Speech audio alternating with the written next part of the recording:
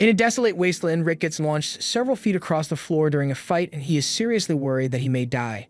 Just then, his mentors emerge from the smoke, and rather than administer some first aid, they praise him for improving so much over the past 2 years of training, so he should have no problem with the E-rank adventurer exams now. And the praise is nice, but he still needs medical attention.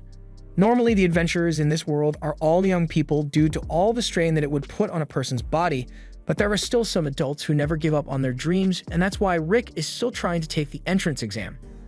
He walks up to the reception desk and asks for his exam ticket to be issued.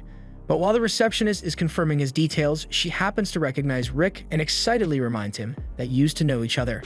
Rick doesn't recognize her at first, but he soon recalls that he last saw her 2 years ago. They used to be co-workers, and she was really shocked when Rick resigned from his position out of nowhere, but even more so when she heard that he quit his job to become an adventurer. Rick is a little embarrassed since people in their 30s like him usually wouldn't apply to become adventurers. Normally, you'd start at G rank in your teens and work your way up to E within a year or two. The receptionist asks what Rick has been up to these past 2 years since she hadn't heard from him at all. So Rick explains that he was pretty much cooped up in the mountains the entire time so that he could train with his mentors. Just then, the guild's usual drunkard walks up to the front desk and starts trying to flirt with the receptionist. But when she tries to decline because she is still obviously working, the guy doesn't take no for an answer, so he starts getting a little rough with the receptionist. And that's when Rick decides to step in, so he pulls the guy aside and lightly tabs his stomach with enough force to knock him out instantly. The receptionist apologizes for the inconvenience the drunk guy caused him, but Rick says it's fine since he used to work as a receptionist as well, and he still doesn't understand why the guild thinks it is a good idea to serve alcohol in here. After Rick receives his exam number, he heads outside where a maid named Renette greets him.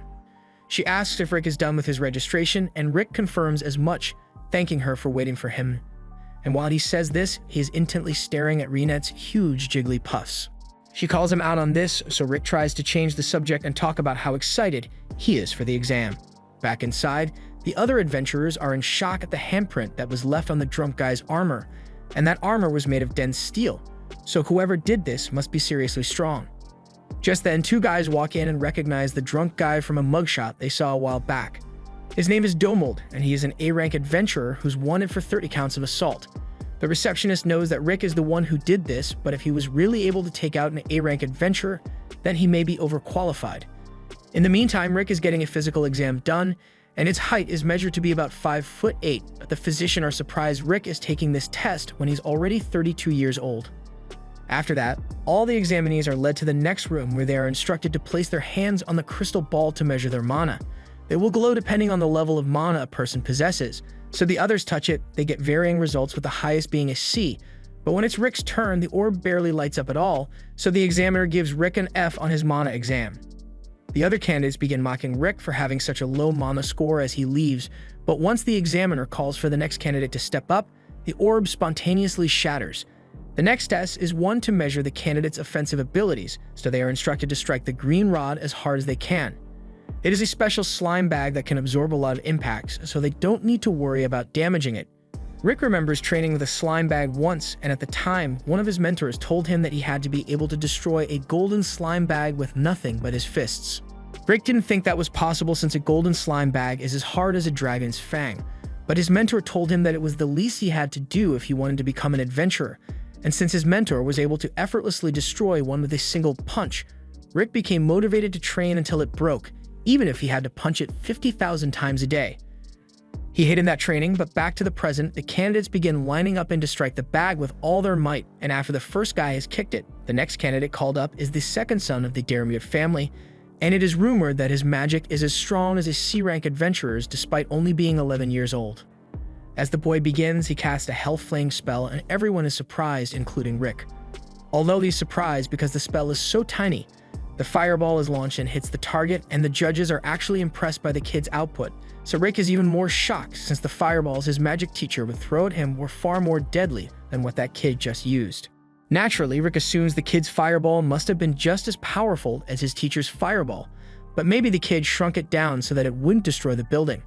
As the attack power exam goes on, it eventually gets to Rick's turn, but as he is walking up to the slime bag, the examiner calls his attention and asks if he is really over 30 years old.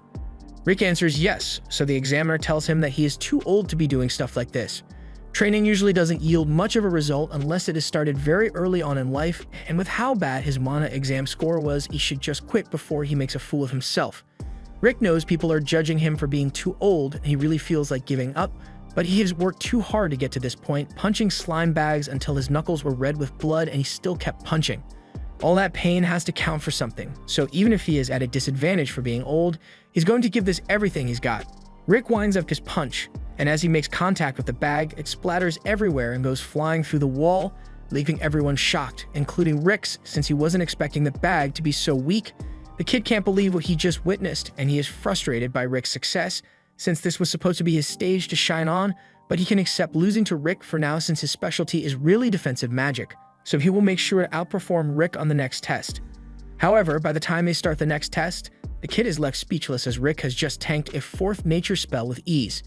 The examiner compliments Rick on being skilled enough to block his attacks, and Rick appreciates it, since he is doing his best. The instructor doesn't think Rick is actually giving it his all since he has just been using a first nature spell to defend himself so far, so he advises Rick to use a higher tier of defensive magic from now on. However, Rick informs him that he doesn't actually know how to use any other spells aside from first order ones, so he really is doing the best he can. The examiner can't believe Rick is actually only capable of using first order spells since he has such precise control over his mana, but Rick assures him that there won't be any problems since, from what he has seen so far, his first order spells should be more than enough to handle anything the examiner can throw at him. The examiner takes that as a personal insult, so he prepares to use a 5th order spell to show Rick that he shouldn't take someone like him lightly. As he casts the spell and unleashes a shock cyclone, a massive shockwave echoes through the kingdom, so far that even a knight on the other side of town could hear it. A few minutes later, Sylvester arrives at the exam center to figure out what's going on over here. He is informed that an F-rank adventurer managed to completely destroy a slime bag with his bare hands and perfectly block a 5th nature spell while only using basic defense magic. Sylvester thinks she must be playing a prank on him or something, but she is dead serious about everything she just told him. Right now, Rick is busy taking the written part of this exam, and he looks like he's confident in his knowledge for this one. After the test is over, Rick takes a break with Reinette, and she asks him how the written test went. Rick confidently answers that he is sure he will get 100% on the written test. After all, he spent 14 years working as a receptionist for the guild, so there's no way he could fail. However, he's still not sure his overall scores will be good enough to pass the exam. Reinette asks if Rick is worried about his practical exam scores, but he thinks he did pretty well in all the categories. However, he still got an F on his mana exam, so he's not sure how that will affect his chances of passing. Reinette assures Rick that he should be fine after all the training he did to prepare for this exam, but moments later, the kid from earlier comes up to Rick and screams at him for doing too well on the tests.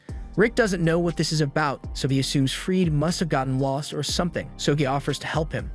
Freed is upset because this was supposed to be the day he showed off his exceptional skills to all the peasants, but Rick went and outperformed him, so he's crying about it now. Rick tries to tell Freed that he didn't intend to steal his spotlight, but Freed's sister has already arrived, and after seeing her little brother crying, she immediately starts yelling at Rick.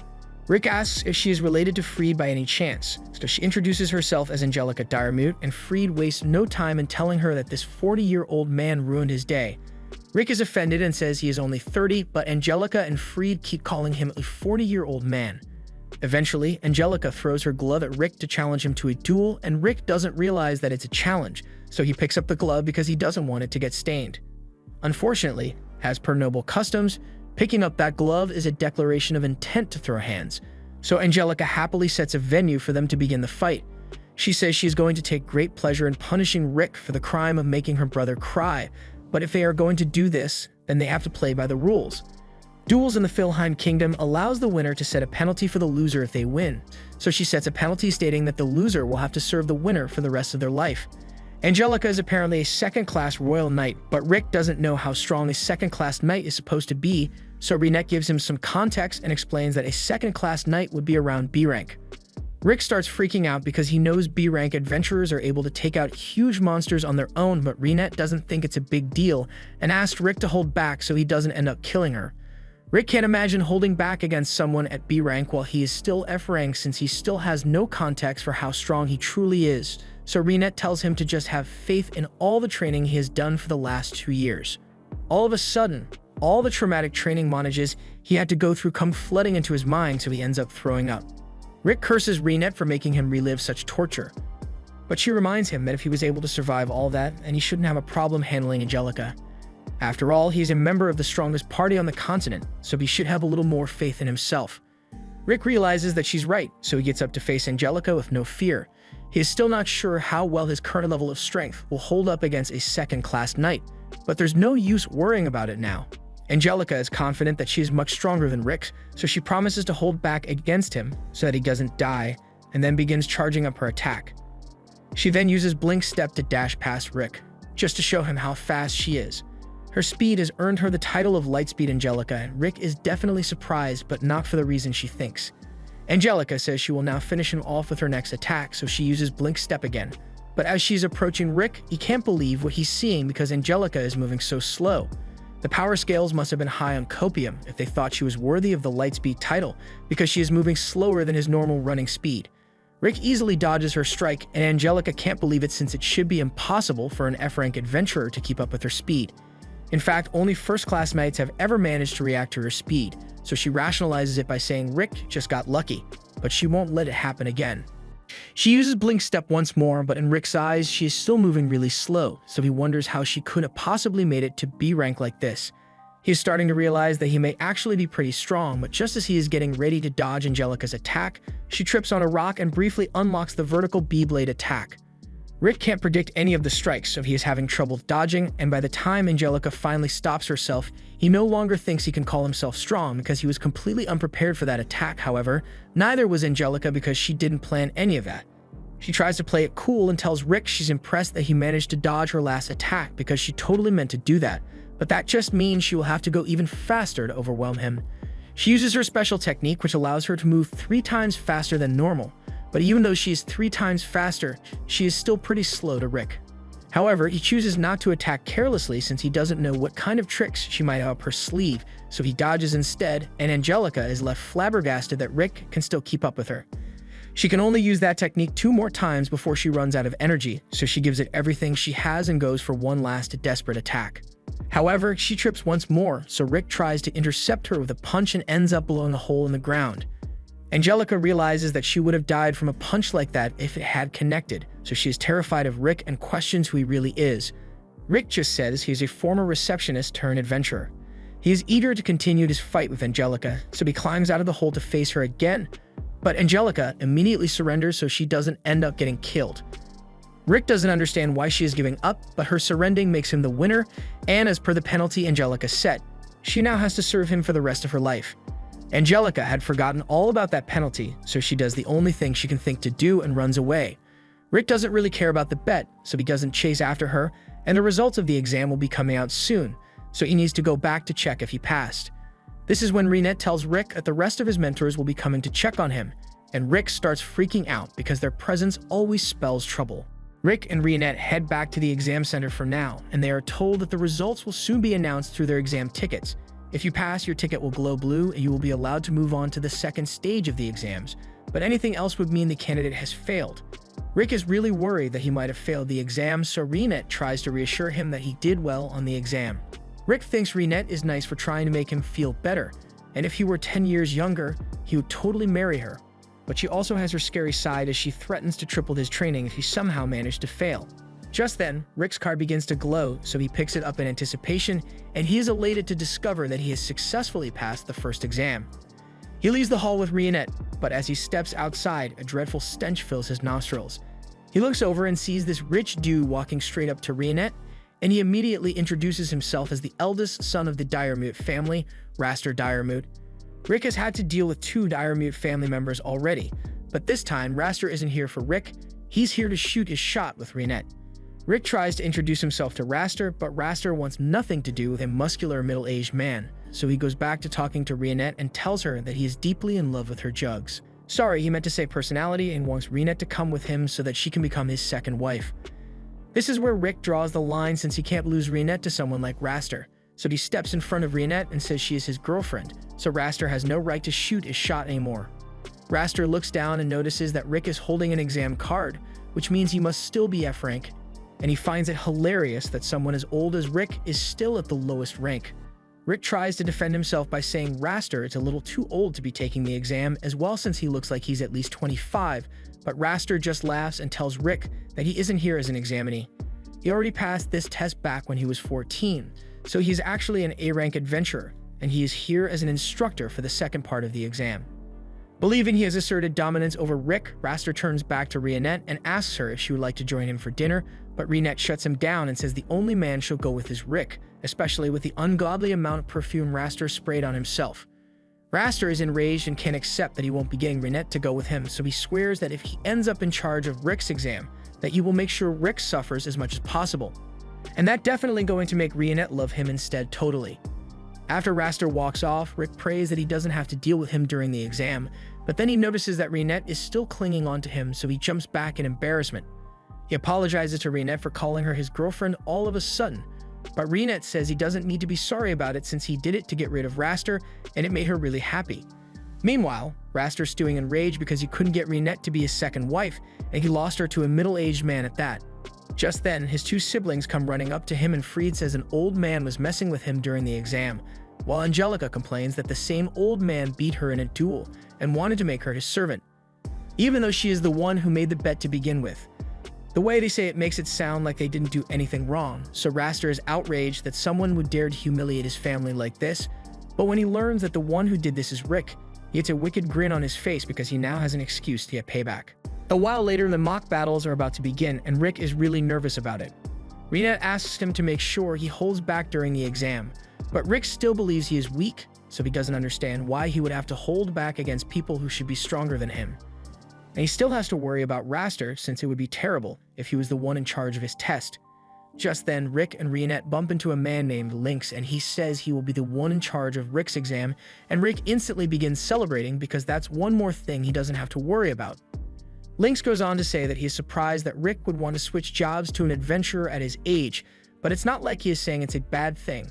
In fact, he believes it is inspiring that Rick still has the determination to work toward his dreams, and he can relate since they are similar in age. Lynx became an adventurer back when he was 24, but in the 20 years since then, he has only been able to achieve B rank. But if he wants to accomplish his goals, he would need to get to A rank. Seeing Rick work so hard has motivated him to do his best as well, and he is excited to test Rick in the upcoming mock battle, but he won't be going easy on him. However, around the corner, we see Raster lurking with devious activity on his mind. As Rick and Lynx part ways, Lynx walks down the dark stairwell, and out of nowhere, Raster shows up behind him with a proposal which doubles as a threat. At the same time, Rick and Rionette are waiting in the locker room, and Rick seems to be in a much better mood than he was earlier, and it's all because he got Lynx as his instructor. However, a moment later, someone comes in to announce that Lynx has mysteriously fallen ill, so he won't be able to act as an instructor anymore. In his place, Raster has been assigned to take over Rick's exam, and Rick starts freaking out. Rionette mentions that Raster must have pulled some illegal strings to get this to happen, and since he is related to Angelica and Fried, he may be holding a grudge against Rick.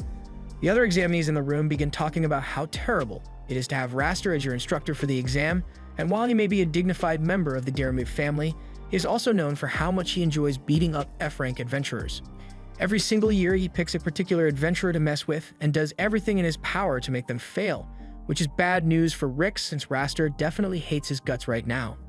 Later, as Raster is outside tormenting a random examinee, he fires a barrage of ice blasts and knocks the guy out. But just as he was insulting the examinee for being weak, his fun gets interrupted as he receives a message from the elite guard.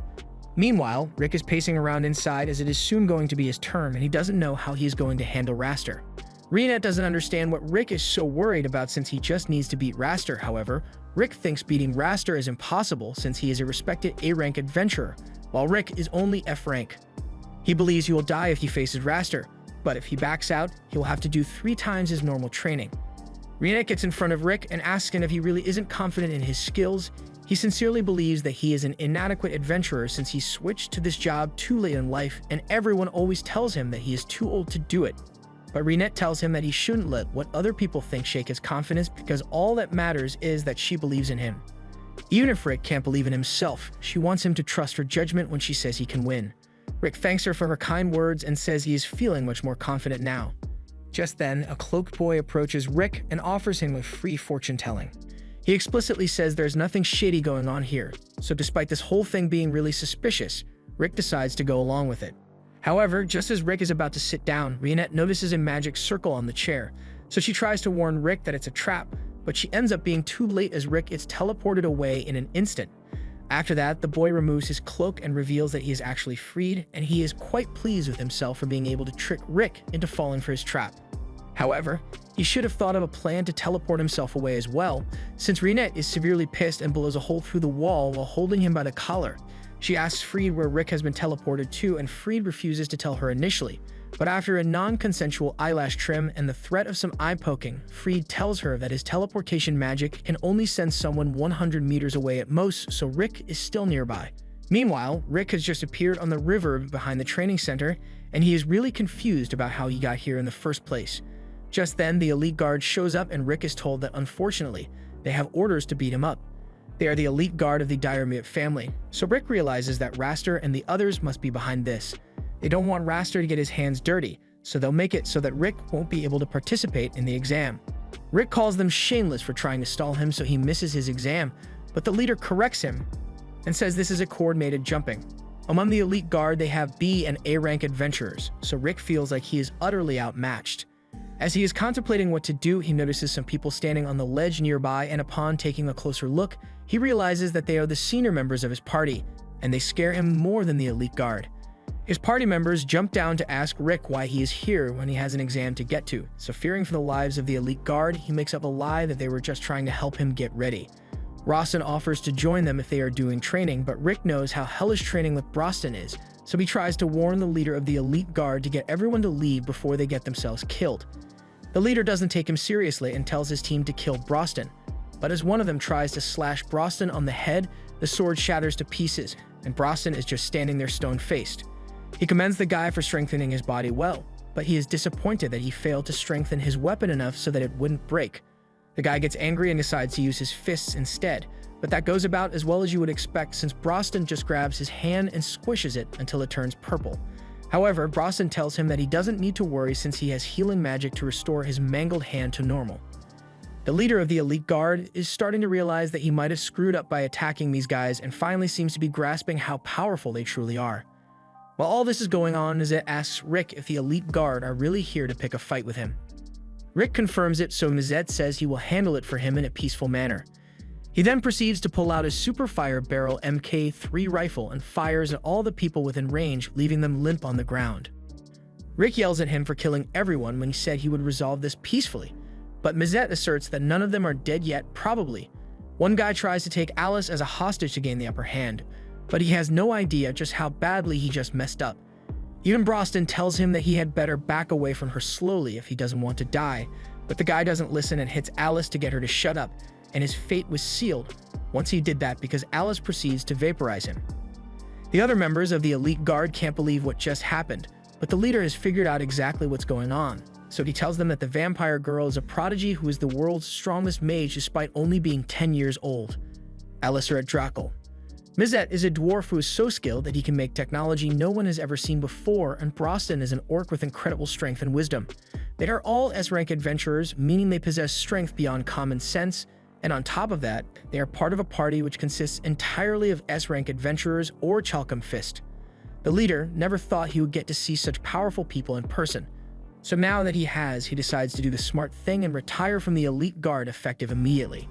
However, the rest of the guys who didn't quit ended up having to deal with Alice, so Rick just tries to ignore all the screams of pain and focus on his exam. Rick makes it back to Reinette after she has dealt with Freed, and they soon find Lynx, who has been badly beaten. Earlier, Raster cornered Lynx and asked him what his dream was, and when Lynx answered that he wanted to build a school for the kids back in his village, Raster said screw those kids and beat Lynx up for daring to have a dream. Raster did this so that he could get to Rick, and Rick is insanely pissed about it. So while he was scared before, he now has nothing but determination to beat Raster's ass. But before that, this is Adolf, and he's going to tell us about the 4 cores of power in this world. They are strength, dexterity, magic capacity, and magic control. And it just so happens that Adolf was born with a special ability to tell exactly how much power a person possesses by looking at them.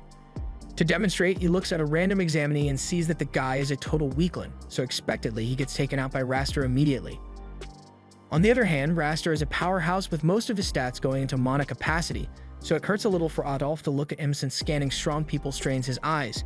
As a result, when he took a look at Rick, he straight up went blind. Meanwhile, in the stands, Rick's former co-worker goes up to Rionette and introduces herself as Elisa Granger and says she had seen Rick with Rionette the day before, so when Rionette tells her that she's part of Rick's party, Elisa is overjoyed to hear that Rick has new friends, and since everyone was getting ready to watch Rick's test, Rionette invites Elisa to join them. She happily agrees and walks over to the seats, but she is shocked by Brosnan being here since he's an orc. Mizette invites Rionette to sit next to him, but she politely declines since Mizette is guaranteed to harass her if she sits anywhere near him. Just then, Mizette notices the girl standing behind Rionette and asks who she is, so Rionette introduces her as Rick's former co-worker and Elisa greets them all. Mizette notices the huge personality Elisa has, so he eagerly offers her the seat next to him, but Rionette isn't going to let Elisa fall victim to Mizette's perverted intentions. Just then, Rick steps out into the arena, so Brosnan asks Rionette how she thinks Rick will do in the exam. She confidently says Rick will pass the exam without incident, but Elisa doesn't think it'll be that easy. She says Raster is an A-rank adventurer, and he is known for using excessive force to beat down the E-rank adventurers, but if Raster is just A-rank, then Brosnan is sure Rick won't have any trouble. As the fight is about to begin, Angelica and a badly injured Freed cheer for Raster to teach Rick a lesson, and Raster intends to. He doesn't know how Rick managed to escape the guys who were meant to beat him up, but they are nowhere near as strong as him. Rick asks Raster why he became an adventurer, and Raster answers that he just did it for the status since so long as he has a high rank, he gets to beat up rookies for fun, he doesn't actually have to put himself in any danger, and he can show his adventurer card anytime someone questions his authority. If his reasons are truly so shallow, then Rick says he refuses to lose to him no matter what. Raster begins by firing a level 1 ice spell at Rick, and he intentionally misses, but Rick didn't move an inch. He mocks Rick for being frozen in fear, but the real reason Rick is standing still is because Rionette had advised him to use the first minute of the battle to calm himself and observe Raster's movements. Raster is getting ready to attack Rick for real this time, so he casts a level 3 fire spell at Rick, and Rick is impressed by Raster casting such a spell so quickly, but he has to keep observing so he can't dodge it.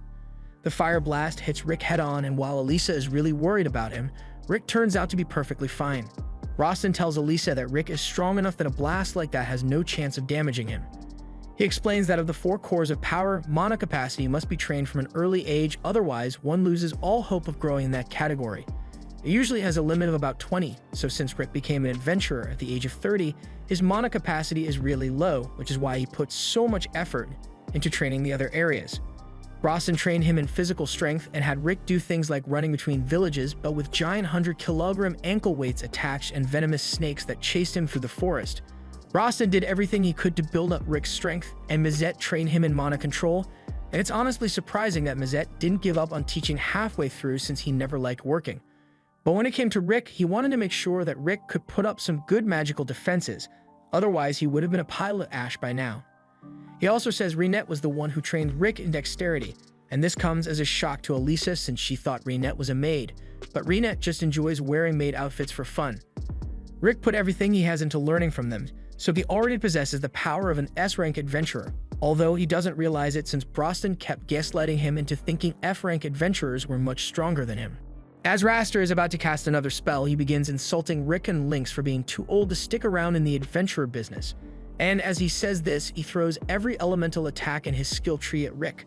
By the time he's done, he believes Rick must be dead or at least severely injured, but to his and his siblings' horror, Rick survived all of that without a single scratch. Raster is starting to get annoyed by how resilient Rick is, so he decides that he will finish Rick off with his bare hands. He casts a strengthening spell on his hands and feet before rushing in to attack Rick, but as he throws a punch, Rick counters with a punch of his own and blows Raster back. Rionette's advice really paid off since Rick has watched Raster for long enough that he now sees the truth. While Raster does have a larger mana capacity than him, that's all he has. He never took the time or effort to truly refine his powers, so he has the potential to be stronger than Rick. But as of this moment, Rick understands that he is stronger than Raster. Raster tries to pass off Rick's successful counterpunch as a fluke, so he's going to get serious and cast a full incantation spell to take Rick out. But while his spell looked pretty impressive, Rick was able to block it with one hand and even insults Raster for his sloppy spell execution. Elisa doesn't understand how Rick could possibly block a spell of that level with his low mana capacity. So Mizette explains that Rick learned to have great control over his mana use, so even though Raster has more mana, Rick can use 100,000 times less mana to match Raster's spell casting. Raster's confidence is starting to falter, so he tries one last attack to prove that he's stronger, but Rick is far too fast for him and delivers a punch that forces Raster to use Iron Body defense magic. By this point, Raster has realized that Rick possesses far more power than the average E rank, but he still claims that he has just been getting lucky with his attacks up to this point. But Rick isn't falling for any more gaslighting. He knows that everything up till now has been a result of his strength, and on top of that, Rick didn't even use any strengthening magic, yet he was able to overpower Raster after he used it to attack.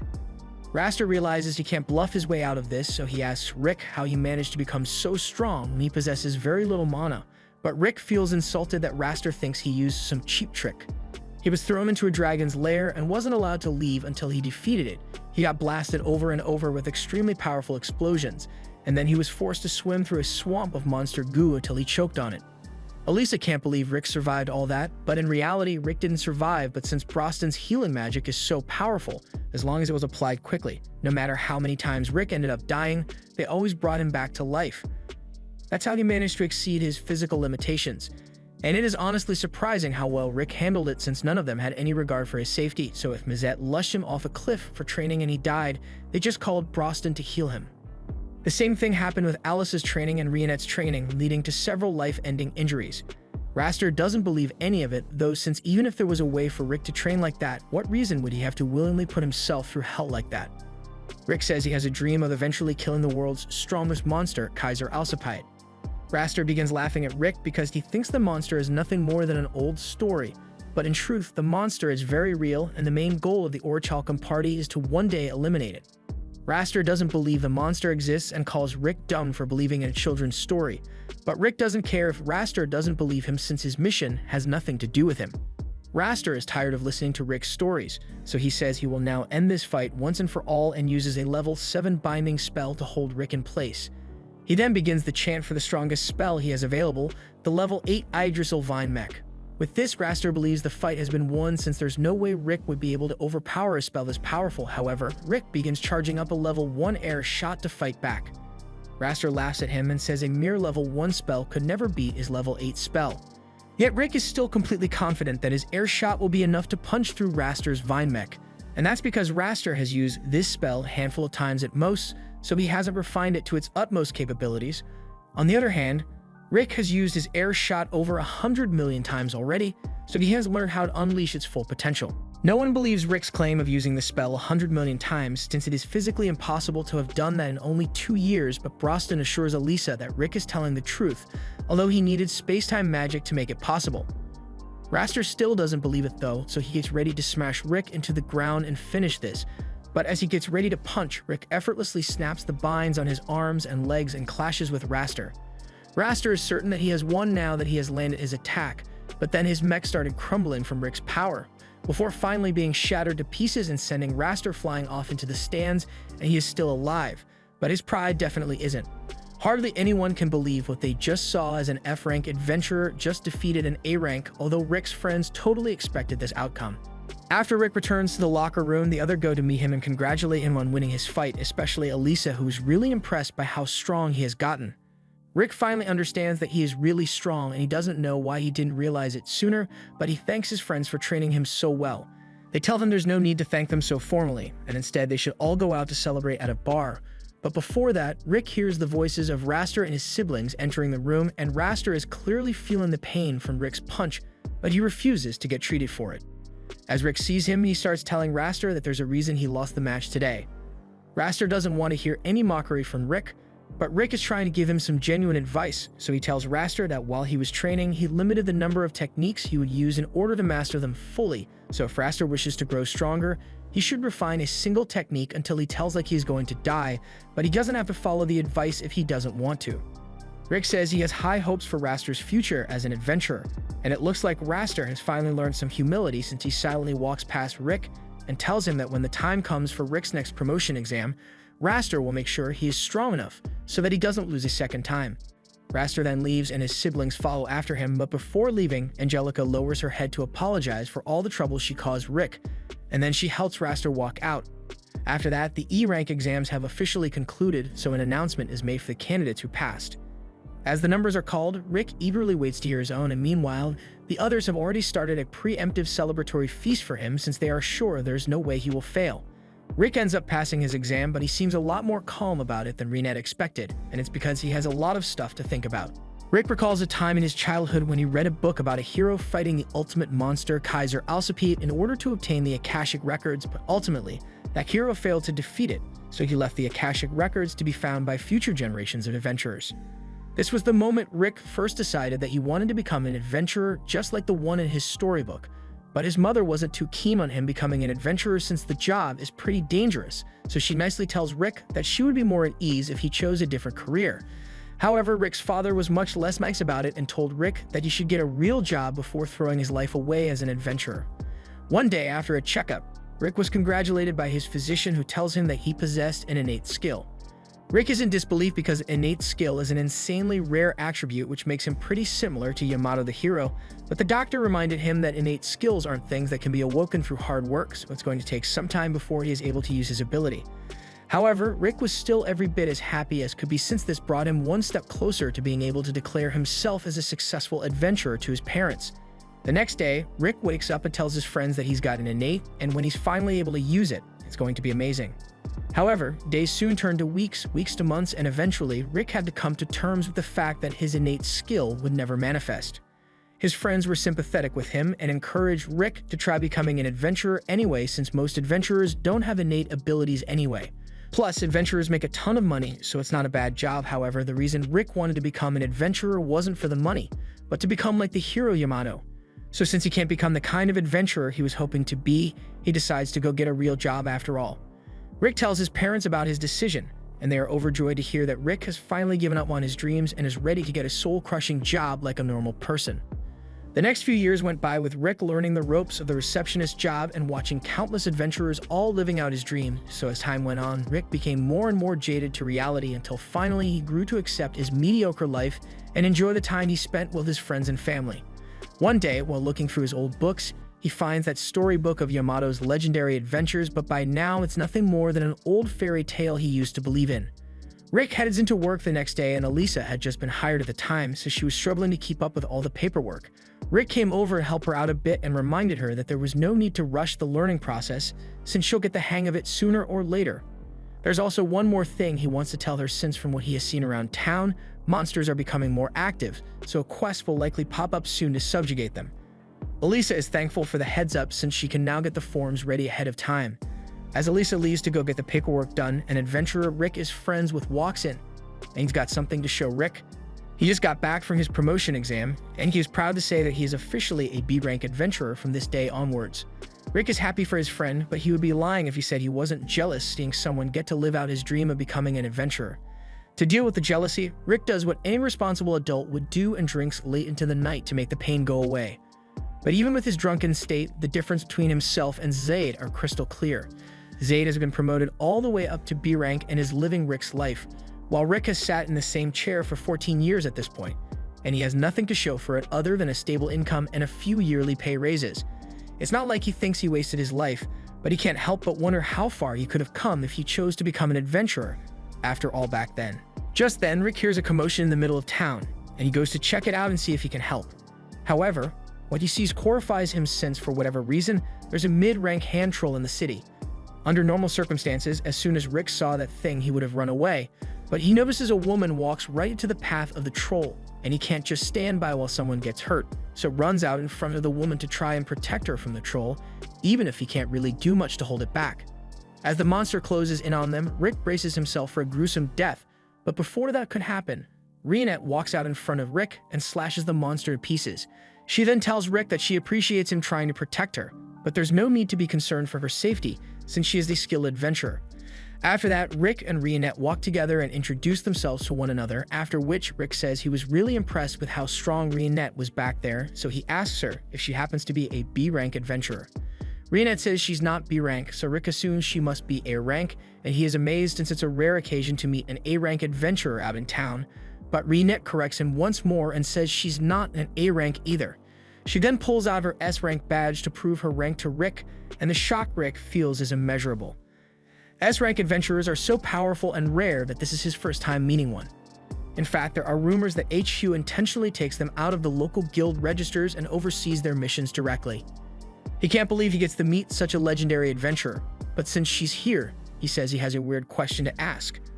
So he pleads with Reinette not to laugh at him. Reinette assures him that she hasn't laughed even once in the 9 years after her 8th birthday, but Rick isn't sure if she should be proud of that. Moving on, Rick tells Reinette about the dream he had when he was younger to become an adventurer and eventually defeat Kaiser Alcipiat, so he wants to know if she thinks he could still achieve his dream if he tried becoming an adventurer today, even though he's already 30. After seeing how Rick acted when he thought she was in danger, she is sure that he possesses the courage necessary to become an adventurer. But Rick must be aware of the importance of mana reserves to adventurers. Rick says he is aware that mana reserves are hard to develop unless it is done during your youth, but difficult is an understatement as Reinette believes it is practically impossible to build your mana reserves once you grow older. Considering the importance of mana reserves to adventuring, Reinette has to be honest with him and says she doesn't think Rick could make it as an adventurer if he started as he is now. Rick was already expecting an answer like that, but it still hurts to hear. At the very least, he finds closure in the fact that it was an S-rank adventurer who broke the news to him, so there's nothing left to do but give up on his dreams and settle into his ordinary life. Reinette apologizes if she made Rick feel bad, but he says it's fine since he appreciates her honesty. Plus, it's not every day he gets to meet a lady as pretty as her, so he even invites her to grab a meal with him sometime. Although he was only joking, Reinette immediately agrees to his dinner invitation and offers to meet him tomorrow for their date. The next day, Rick is in a really good mood, so he wants to work even harder than usual today. Even when Zeta comes in and brags about his new B-rank status, Rick doesn't show even a hint of jealousy and wishes him luck on his next quest. By the end of the day, Rick is happily skipping down the road to meet up with Reinette, and he is slightly hoping that they could start dating if things end up going well on their date. But then he hears people screaming that monsters are attacking, so unfortunately, his date plans are ruined. Since Reinette was supposed to meet him nearby, Rick assumes she must already be fighting the monsters, so he rushes to check on her. Although she seems to be doing alright on her own. There are a lot of monsters approaching, so Reinette asks Rick to stand back while she handles this, and he lets her do her things. Moments later, the battlefield is covered with hundreds of monster chunks, and Reinette looks like she's barely even warmed up, but all of a sudden, she senses something that gives her flashbacks to the death of everyone she loved, and the trauma makes her fall to her knees. A monster happens to show up right as Reinette is having a panic attack, and Rick isn't equipped to defend her. But luckily, Zaid steps in at the last second and saves them both. Rick is thankful, but he also doesn't know why Zaid is here in the first place. Just then, 2 other adventurers show up to help as well, and Zaid tells Rick that the guild put out an emergency quest to subjugate these monsters, so they all rushed over to help. And since they are here now, Rick should hurry up and get his date to safety while they handle the rest of the monsters. While the adventurers are fighting the monsters, Rick realizes that he is still as jealous of them as he has always been. After Reinette regains some of her composure, she warns Rick that it's dangerous for him to be here. Rick tries to reassure her that the B-rank adventurers will be able to handle the rest of the monsters, but Reinette says they won't be strong enough to handle what's coming. She tells Rick that there's a dragon nearby and she won't be able to fight it due to years of unaddressed trauma that causes her to lose control of the magic within her body whenever she senses a dragon. Rick doesn't believe a dragon would appear all the way out here, but in the next moment, something flies overhead, and as Rick looks up, he spots the dragon Reinette was talking about. It makes no sense for a dragon to show up in a human town. According to the guild's recommendations, if an adventurer lower than A rank ends up encountering a dragon, the only thing they can do is stand still and pray that the dragon leaves on its own. And no matter what, no one should attack the dragon first, but the magician gets scared and does exactly what the rules said not to do, leading to the entire B-rank group getting decimated. There's no way any of them can fight the dragon, so Zaid tells everyone to make a run for it, but as they try to escape, they find themselves trapped in a barrier the dragon put up. It looks like the dragon doesn't intend to let any of them here alive, and they stand no chance against it, but Rick begins walking straight up to the dragon. Zaid tells him to stop since there's nothing he can do to the dragon as a receptionist, but the way Rick sees it, if he's going to die anyway, he might as well face death head-on and die as an adventurer would. Rick thought he would feel better if he gave up on his dream of being an adventurer, but he still feels the fire inside pushing him to work towards that goal. He picks up a rock and throws it at the dragon, and it does absolutely nothing, but Rick's bravery motivates the other adventurers to try their best as well, even if they know they'll lose in the end. They all begin throwing every attack they have at the dragon, but it doesn't do much other than provoke the dragon into using its fire breath. Zaid realizes this is probably going to be bad, so he uses his iron body skill to protect everyone, and while it allows them to survive, they still suffer a considerable amount of damage from it. But from the flaming rubble, Rick gets up and walks straight over to the dragon, claiming that he will make his dream come true no matter what it takes. The dragon uses its foot to squish Rick, but on the verge of death, Rick's dormant innate skill awakens, giving him the power necessary to survive being stepped on and push the dragon away with ease. The amount of magic flowing from his body is so potent that it is actually visible, and Rick realizes that this must be his innate skill. So while he wishes it awakened earlier, it's better late than never. Now that he has the power necessary to fight back, Rick is a lot more confident about facing the dragon. So as it fires another blast at him, he stretches his hand out and blocks the fire with his magical energy. And when he finally gets the chance to counterattack, Rick unleashes a punch that carves a hole straight through the dragon's body, killing it in an instant. Once it's all over, Rick goes back to normal and collapses to the ground, and by the time he wakes up, he's in a hospital bed and in great physical pain. Renet is there as well and informs Rick that he overloaded every single magic circuit in his body during the fight with the dragon, so by all accounts, he should already be dead. He's been unconscious for about a week, and the entire time Renet has been waiting by his bedside because she wants to personally invite Rick to join the party she's a part of Orichalcum Fist. The party's goal is to defeat Kaiser Alcipiat just like Rick, and after seeing Rick fight on courage alone, even when he didn't have the power to win, gives her the confidence to say that Rick can grow stronger and fight alongside the S-rank party and become an adventurer. This was the first time anyone ever supported the idea of Rick becoming an adventurer, so he is moved to tears by Renet's faith in him. That leads us back to the present where Rick has just officially passed his E-rank exam, so for the first time in his life he can say that he is an adventurer. After Rick's exam results were announced, he was to pay a visit to Lynx, who is currently recovering in the hospital. He congratulates Rick on passing the exam and asks if he is still willing to go get those drinks they had talked about earlier. Rick is happy to hang out with Lynx, but as soon as Lynx mentions wanting to come to visit Rick at home, Rick's face contorts like never before. He tries to convince Lynx, but since Lynx was so insistent, Rick gave him some directions and told him to wear his strongest set of armor if he wanted to survive. At first, Lynx didn't understand why Rick was making such a fuss about someone coming over, but as he arrives at the address he was given, he realizes that Rick literally lives in a demon lord's castle. As he gets to the front door, he rings the bell and Rick comes out to meet him. The inside of the castle is a lot nicer than Lynx expected, and as they enter, Rick apologizes for Lynx having to come all the way out here.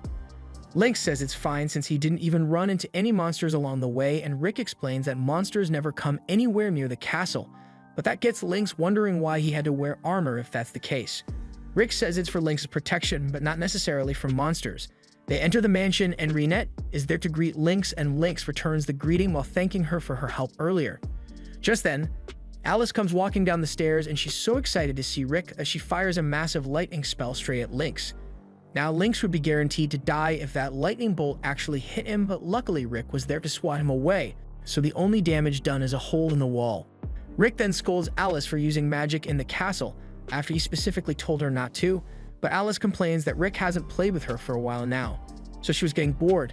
Since Alice doesn't seem to feel sorry for her actions at all, Renet steps in and says that as punishment for her reckless use of magic, the repair costs for that wall are going to be taken out of Alice's food budget. This finally gets Alice to apologize for what she did, and she promises to never use magic inside again, but Rick knows Alice is definitely going to do it again as soon as she gets bored, so he tells Lynx to go ahead while he plays with her. Lynx is told to make himself at home, but this place is so big that he doesn't have any idea where to even start with it. He looks out the window and notices Mazette casually working on his military-grade weapons, so he goes over to say hi. Rick had informed Mazette about Lynx coming over, so Mazette welcomes him. Lynx asks what he's working on, so Mazette explains that building things like these is an old hobby of his, and he named this bad boy Patricia. He offers to let Lynx test it out, so he shows him how to hold it and Lynx aims for the target.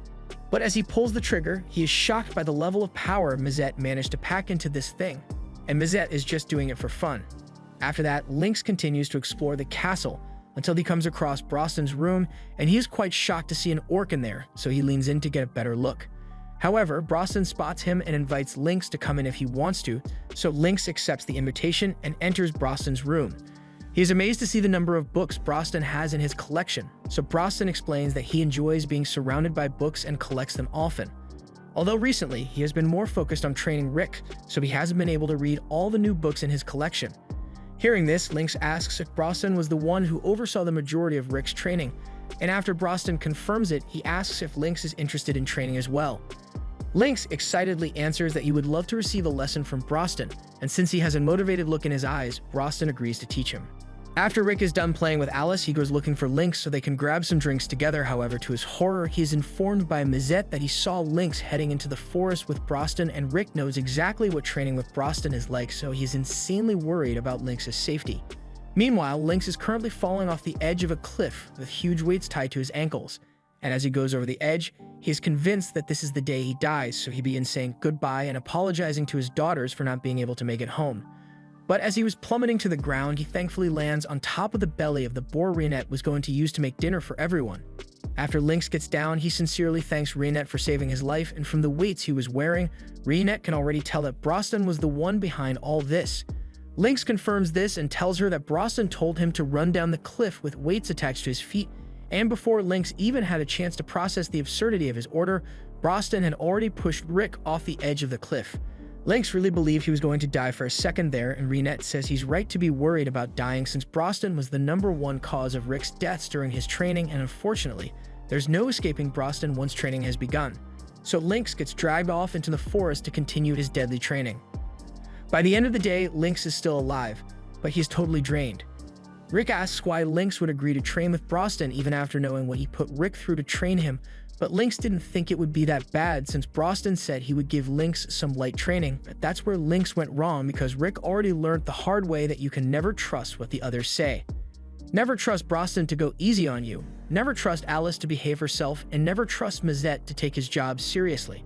The others don't think it's that big of a deal since they've always been this way, and Broston can always just bring Lynx back to life even if he dies, so he doesn't see a problem here. If anything, they say Rick is to blame for any trauma Lynx goes through since he is the one who invited him here in the first place. A little while later, once Lynx has recovered from his training, he and Rick sit down together and Reinette pours them a cup of tea while they wait for dinner.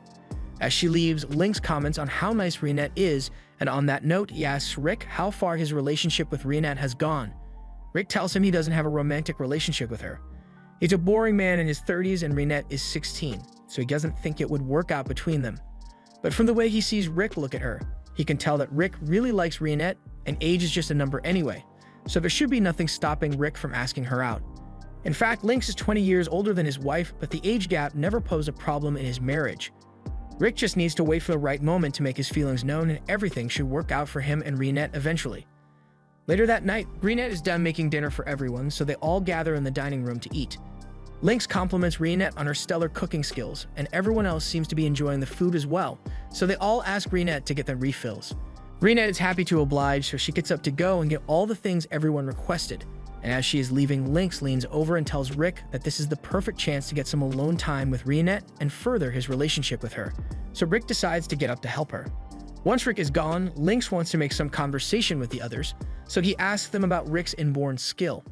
Broston tells Lynx that Rick's skill is one that is activated by fulfilling certain conditions, so he isn't able to activate it at will.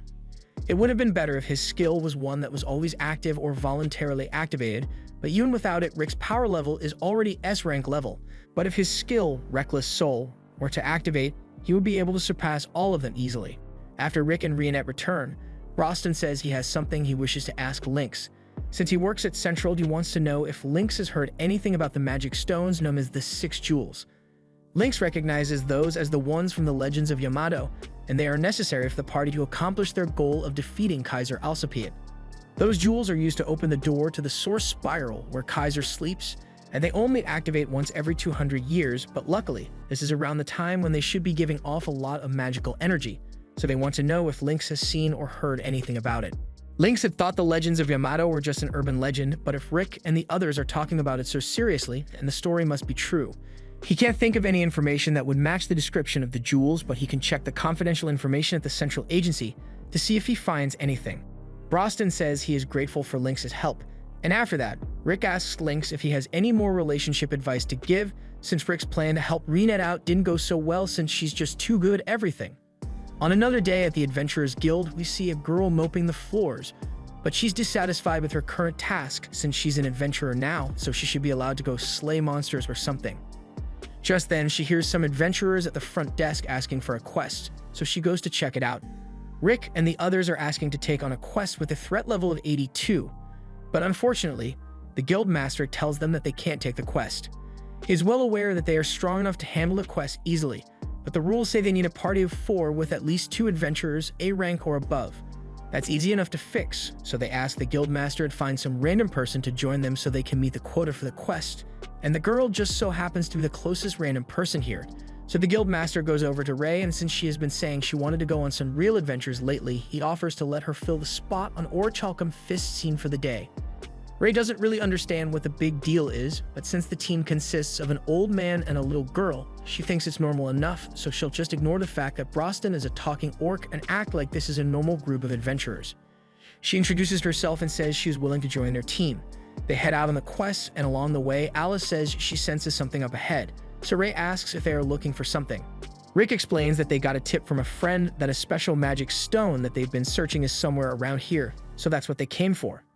As soon as Ray hears Rick mention a magic stone, she starts wondering how much they could sell it for, and while it is probably incredibly valuable, they don't intend to sell it since it can be really dangerous in the wrong hands and can even attract monsters. Ray says she's not worried since she is strong enough to defeat any monsters that attack. She says is only F rank right now, but in no time she'll be all the way up to A rank. She asks Rick what his rank is, so Rick tells her that he just got promoted to E rank recently. And while Ray doesn't say anything out loud, she internally calls Rick an old loser for still being E rank at his age. A little while later, Alice spots a wyvern, which is exactly what they were hoping to find, and Ray starts freaking out since wyverns are insanely powerful, but Broston just walks up to the wyvern and bitch slaps it away. He intentionally chose not to kill it so it would call for backup, but that makes Ray freak out even more since a swarm of wyverns is basically a death sentence to an adventurer. Broston is getting sick of all her complaining, so he asks Rick to take Ray and go somewhere else for now, so Rick leads her out of the forest.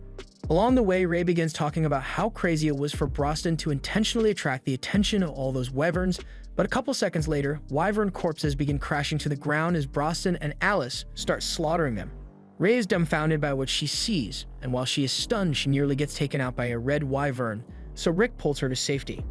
A red wyvern is so tough that even A-rank adventurers struggle to defeat one, so Ray thinks they need to get out of there since she's F rank and Rick is E rank.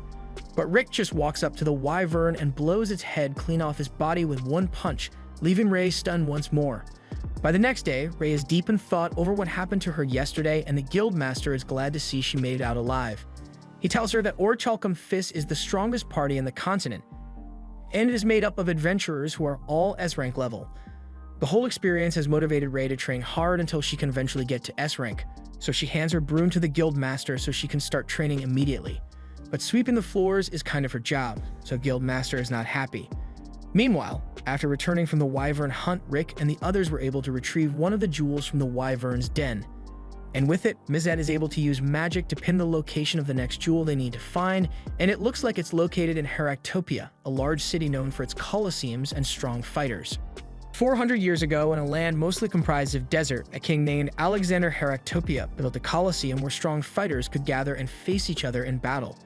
The king himself also participated in battles, and over the years he became the undefeated champion, with 10,000 victories and no losses. The popularity of the Colosseum gave rise to the Kingdom of Heractopia, and now the King Alexander Heractopia is immortalized as the kingdom's founder. Broston wishes he could have gotten to spar with Alexander at least once before he died, but if that happened, the whole kingdom would likely be blown away in the process.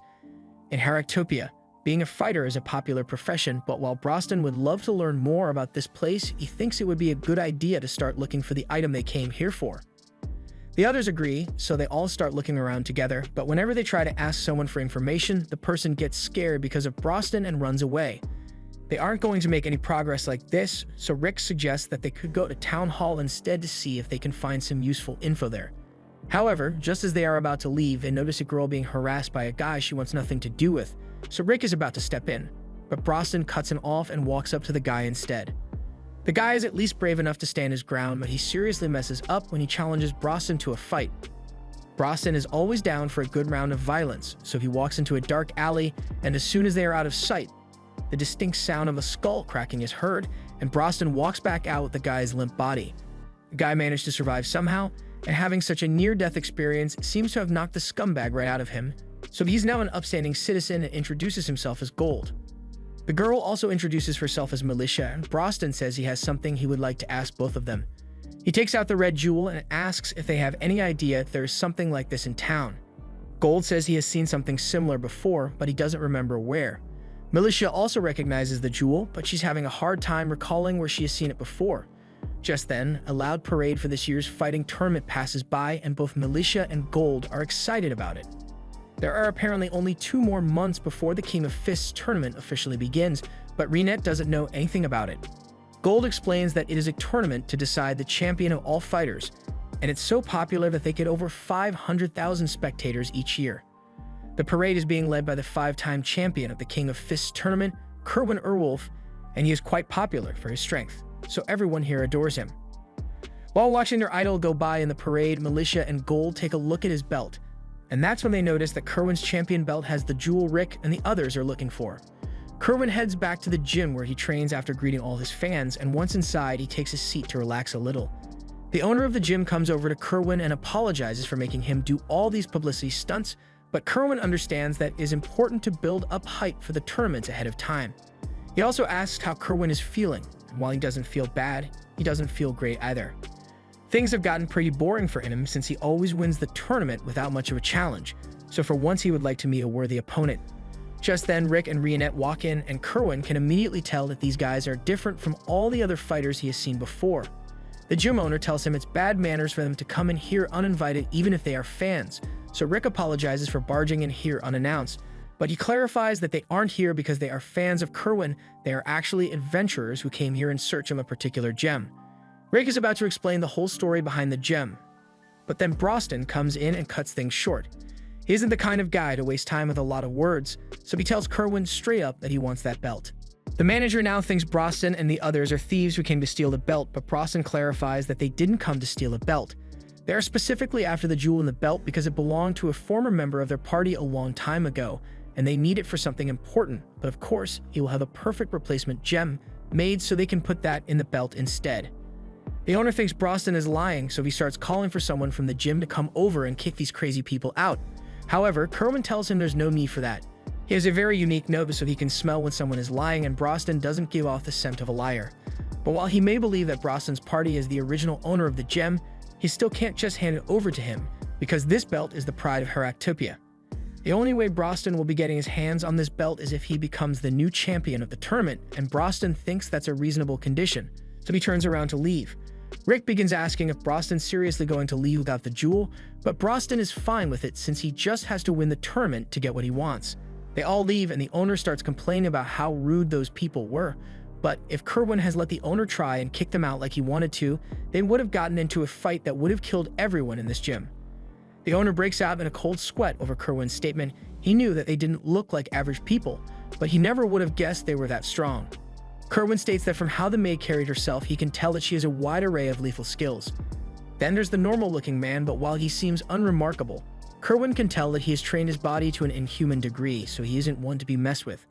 Finally, there's Broston, and by every indication, he is the most interesting.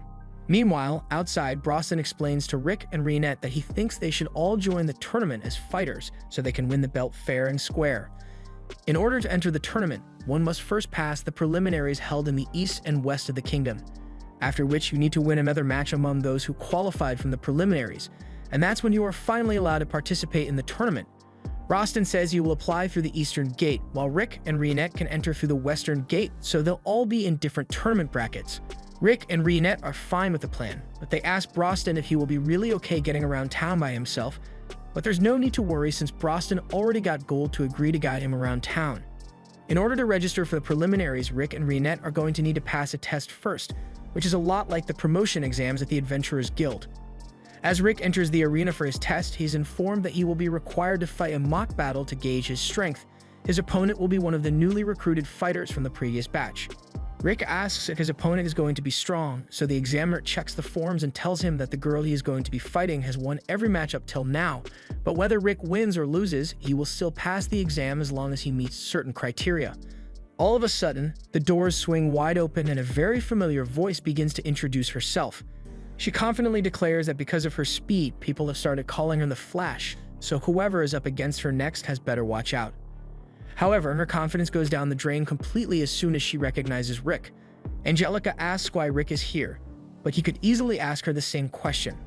He's also a bit worried about me and Raster here since it would be awkward after what happened last time, but Angelica tells him that her siblings aren't here with her, so Rick doesn't have to worry. With that said, she knows how powerful Rick is, so it's terrible luck that she has to face him in a mock battle. Even if a loss won't really have any consequences, she has an undefeated streak going, so she would like to keep it going. To do this, she decides to go all out from the start against Rick in hopes of overwhelming him with her speed, but as she tries to attack, she falls flat on the ground. She thinks she must have tripped since she is so nervous, so she gets back up and prepares to dash at Rick again. However, the same thing happens, so she realizes that she isn't falling because she is nervous. She is falling because Rick is doing something. Rick looks down at Angelica and asks her what she thinks of the new skill he has been practicing over the last few months.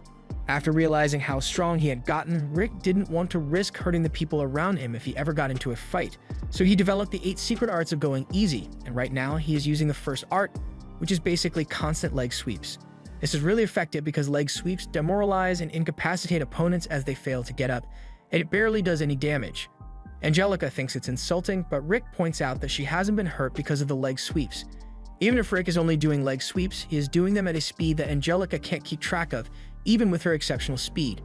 It would normally be impossible to pull something like that off, but after the stuff she has seen Rick do, she isn't surprised that he can manage it. She thinks the best course of action would be to keep her distance from Rick, but as she tries to back away, she still gets her leg squeaked again. She still isn't willing to give up yet, and Rick is impressed by her will to keep going, so he says he will fight her seriously from now on. But as soon as he said that, Angelica gave up because she's not stupid. Rick is a little disappointed that things ended so abruptly, but his victory means he is now recognized as a fighter and can compete in the preliminaries. However, before he can head over to register for the preliminaries, Angelica comes running up and asks him one more time why he had to come here. She starts crying because it's not fair how Rick pounds her into submission all the time. But with how she phrased it, Rick is worried that Rionette might misunderstand, so suggests they all get something to eat so they can talk things out. They later go to a restaurant, and it just so happens that Melicia's parents own the place, so she's happy to hook Rick and Rionette up with some freebies. Rick tells her he appreciates it, but before she leaves, she asks if Brosnan will be coming here as well because she kinda has a thing for him. Unfortunately, Rick tells her that Brosnan is registering on the eastern side of town, so they won't be seeing him for a while. Melicia is a bit disappointed, so she leaves, and once the three are alone, Angelica asks Rick why he decided to come here. Rick says he is thinking about winning the tournament, and Angelica can't believe he is talking about winning the tournament so casually. Rick then asks her why she came here since he didn't think a knight like her would be willing to give up on her sword and fight with her fist. Angelica says she has her reasons for wanting to be here, and Rick asks if she plans on entering the tournament, to which she answers yes. Since she will be participating, Rick feels motivated to give it his all in the tournament as well, but this surprises her since she thought Rick was planning to compete in next year's tournament. She tells him that in order to qualify for the preliminaries, you need to have won at least 40 matches against other random fighters, and it's a very exhausting process, so most people average about 10 matches per month. With that said, there's only a week left before the preliminaries start, so there's no way Rick will have enough time to fight all those matches without getting exhausted. But Rick tells her that he already requested 10 matches per day for the next 4 days. The next day, Rick heads to the arena to begin his series of matches, and his first opponent is a guy called Grit, but the coordinator warns Rick that Grit is rumored to be cheating by using a weapon, although they never managed to prove it. In the arena, Rick comes face to face with Grit, and the guy looks really shady, but Rick can't see any weapons, so he's sure it'll be fine. As the match is set to begin, Grit pulls out an impact stone he had hidden in his shoe. Impact stones increase the power of a punch dozens of times over, so as Grit punches Rick, a giant dust cloud is kicked up, but by the time things settle down, the only one injured is Grit, who now has 2 new elbows. Grit doesn't understand what went wrong since he was able to shatter boulders easily with the impact stone, but now that he has had his turn, Rick gets ready to attack using his secret art of going easy, so he throws a punch and misses intentionally so that the air force from the punch would knock him out instead, and this way, Grit won't suffer any fatal injuries. Everyone is left in shock at what they just witnessed, but with that, Rick's first match has come to an end, and it looks like the Tournament of Fists is going to be a real sight to behold this year. This was the end of episode 6. Subscribe to not miss the next part.